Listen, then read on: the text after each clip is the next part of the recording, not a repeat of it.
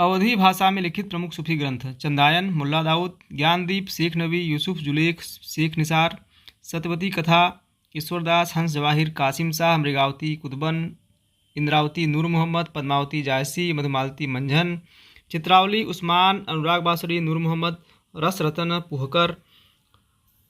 इसमें से देखिए जो दो प्रेमा खानक हैं, मतलब कि पद्मावती और छिदाई वार्ता, जो पद्मावत और छिदाई वार्ता, ये जो है जो दोनों ग्रंथ हैं, जो दोनों ग्रंथ इतिहास पर आधारित हैं।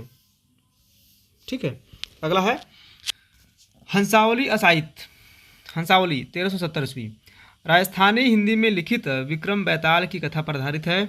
नायक राजकुमार, नायिका हंसावली पाटल की रहने वाली थी। हंसावली में शिव शक्ति व सरस्वती की प्रार्थना से काव्य का शुभारंभ होता है। आत्मा का प्रतीक नायक राजकुमार और परमात्मा का प्रतीक नायिका हंसावली है। लौकिक प्रेम से अलौकिक प्रेम तक बढ़ने की इसमें कल्पना की गई है। चंदायन मुल्ला दाऊद 1379 ईस्वी। यह सर्वमान है कि यह सूफी की प्रथम रचना है। प्रथम सूफी कवि भी जो है मुल्ला दाऊद माने जाते हैं। चंदायन को लिखने का मूल ढांचा मुल्ला दाऊद ने अपभ्रंश के कवि स्वयंभू के पौम चरु से लिया है। बहुत इंपॉर्टेंट है। इस रचना में दाऊद ने जौनपुर के शासक जौना शाह का भी उल्लेख किया है। डॉक्टर माता प्रसाद ने चंदायन की कथा का मूल नाम लोर कथा या लोर कहा बताया है। परमेश्वरी लाल गुप्त ने इस ग्रंथ का एक पाठ चंदायन शीर्षक से प्रस्तुत किया है।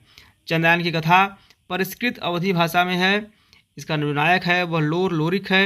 उपनायिका जो है मैना है, जो कि पत्नी है, और जो नायिका है वह जो है चंदा, जो प्रेमिका है। ठीक है, मतलब जो चंदायन का जो नायक है वह लोर या लोरिक है, उपनायिका मैना जो कि पत्नी है, नायिका जो है कौन है, तो जो है चंदा प्रेमिका है। हजारी प्रसाद द्विवेदी ने इसी ग्रंथ के आधार पर अपना उपन्यास पुनर्नवा लिखा था। ये भी काफ़ी इंपॉर्टेंट क्वेश्चन पूछा जाता है, तो इसको आप लोग देख लीजिएगा। अगला है लखन सेन पद्मावती कथा 1459, दामोदर शर्मा। इस रचना का नायक लक्ष्मण सेन व नायिका पद्मावती है। इसे कवि ने स्वयं वीर काव्य कथा कहा है। इसमें लक्ष्मण सेन पद्मावती के प्रथम दर्शन जन्य प्रेम, वियोग व संयोग का वर्णन रूमानी शैली में किया गया है। ठीक है। इसकी भाषा जो क्या है, राजस्थानी हिंदी है।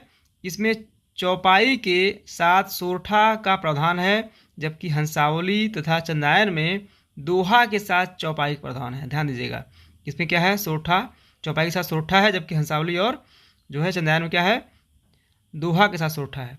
तो काफ़ी इंपॉर्टेंट क्वेश्चन पूछा जाता है, इसको आप देख लीजिएगा।